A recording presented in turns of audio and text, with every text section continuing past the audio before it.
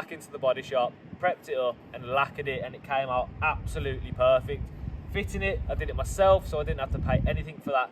But for £50 for a carbon CSL splitter, I don't think that is too bad. Of course, you are going to have to buy the inserts for the front bumper, the fog lights and the surround. They were £20 off Amazon. Very, very cheap and cheerful. Next, we're going to be talking about the grills. Black grills, again, £20 off. I can't quite remember where it was. There are so many options online. You can buy genuine ones. They aren't genuine, but they fit perfectly. Black, and they're £20. And next, side lights. Orange side lights. I did buy clear side lights as well because I wanted to test how they'd look. I prefer the orange on the green. It's a nice contrast. They were £15 each, and they fit perfectly.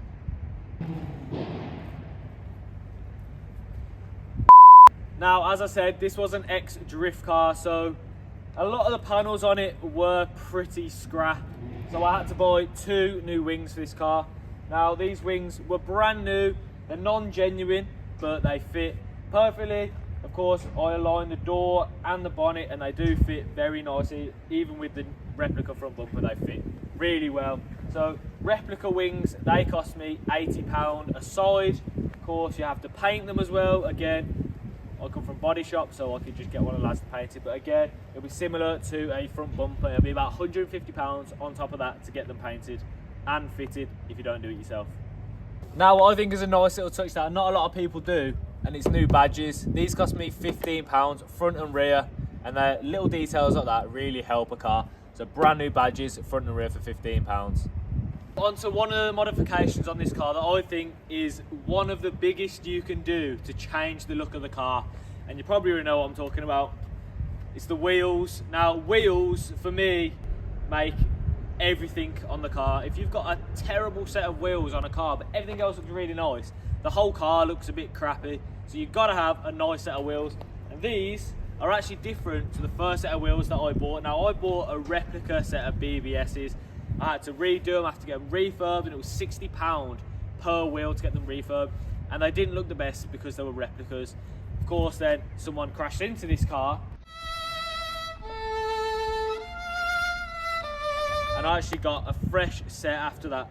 These are Dare LM, so essentially it is like a BBS LM style wheel, but they're not genuine BBSs, they're actually Dare wheels. And these cost me £700, which I think is really good because these are really, really nice wheels. Of course, you have to put tyres on them. I didn't go all out on tyres, to be fair. I got budget, so £90 per tyre. So you got £700 for a nice set of wheels, plus tyres.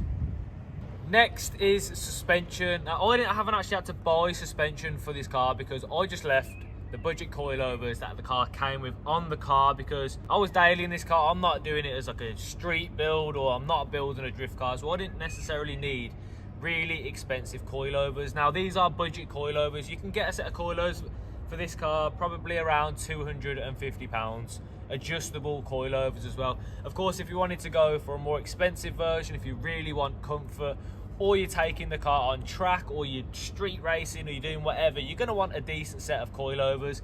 Now, coilovers really range. You can go all the way up to like 3,000 plus on a really good set of coilovers, or as I said, you can go as low as £250, £300. Now, the same as the front, I did quite a lot to the rear. Now, starting off with the backlights, these are halogen backlights. These aren't the LED ones. The LED versions of these are upwards of £150. Now, these